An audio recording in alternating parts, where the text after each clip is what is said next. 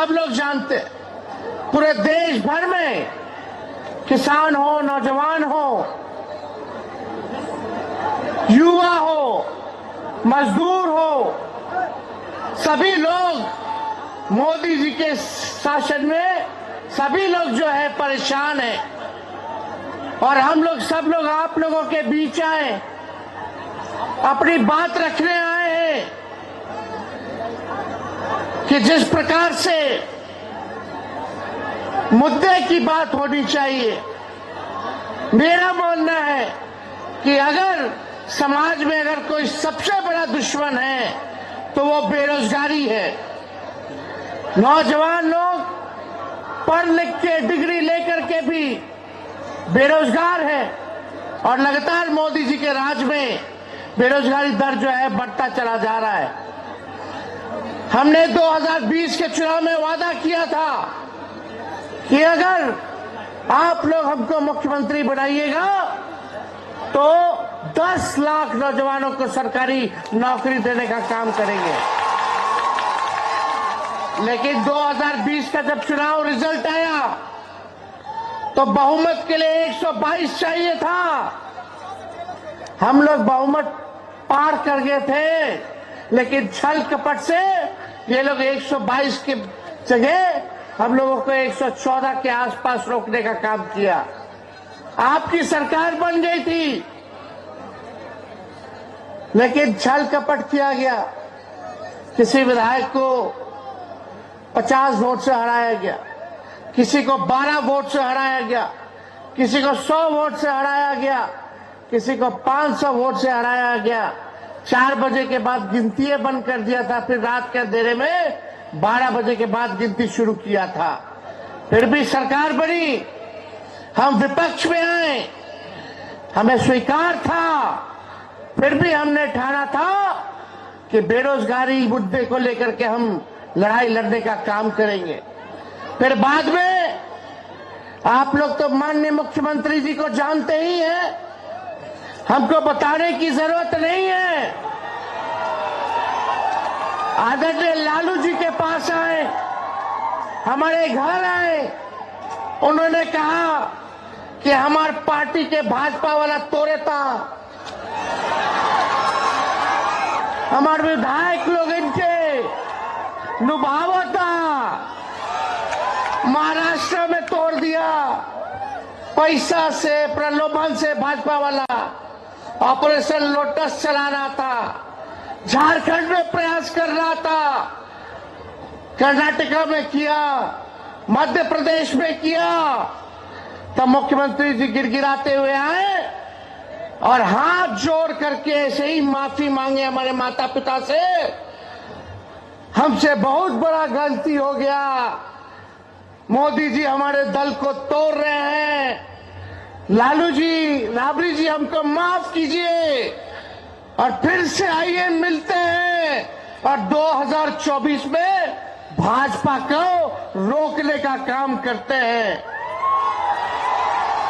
हम नहीं चाहते थे कि हम मुख्यमंत्री जी का साथ दें, काहे हम जानत रहनी,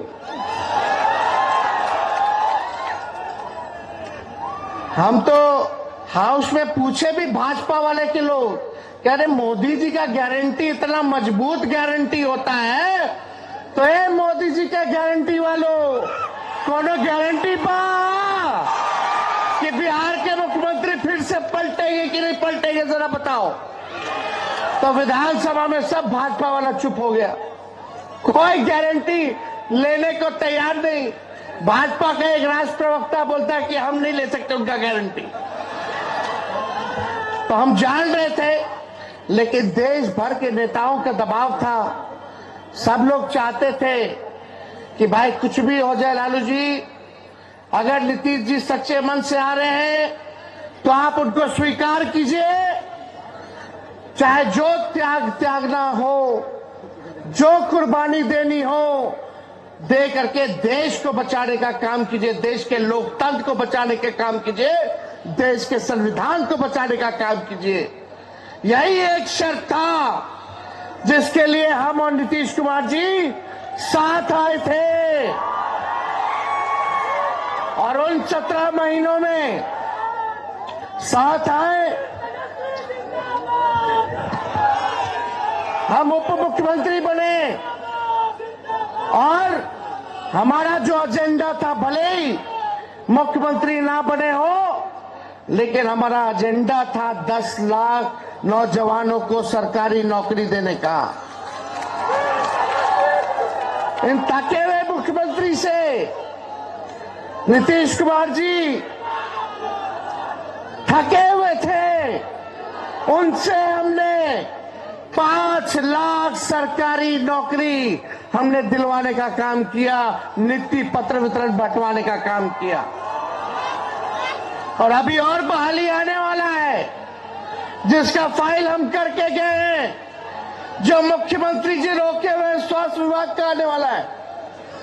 तो हम लोगों का साफ है, चाहे हम पक्ष में रहे या विपक्ष में रहे, मुद्दे की बात करेंगे, जनता की बात करेंगे और संघर्ष करने का काम करेंगे। जो आप लोगों का अधिकार है उसको हम लोग दिलाने का काम करेंगे। तो इस दिशा में हम लोग काम किए, जाति आधारित गणना कराए, मानदेय हम लोगों ने टोला सेवक का, तालमी मरकज का, आंगनबाड़ी का, सबका मानदेय जो है हम लोगों ने दुगुना करने का काम किया। आशा ममता जो दीदियां थी उनका भी हम फाइल करके गए हैं, 2500 रुपए हम कर दिए हैं, लेकिन अभी भी मुख्यमंत्री जी फाइल रोक करके बैठने का काम किए हैं। तो फिर से माननीय मुख्यमंत्री जी जो है भाजपा की तरफ चले गए। हम लोग पूछे कि भाई क्या कारण है, काहे गए, तो उनके पास कोई जवाब नहीं है कि वो भाजपा के साथ क्यों चले गए। तो हम तो नहीं बता सकते ईडी का डर है या सीबीआई का डर है, लेकिन हम सब लोगों को, जो आपकी बात कर रहा है, राहुल जी आपकी बात कर रहे हैं, जनता की बात कर रहे हैं, गरीब की बात कर रहे हैं, किसान मजदूर नौजवानों की बात कर रहे हैं, असल मुद्दों के बारे में बात कर रहे हैं, हम हो या और हमारे साथी हो।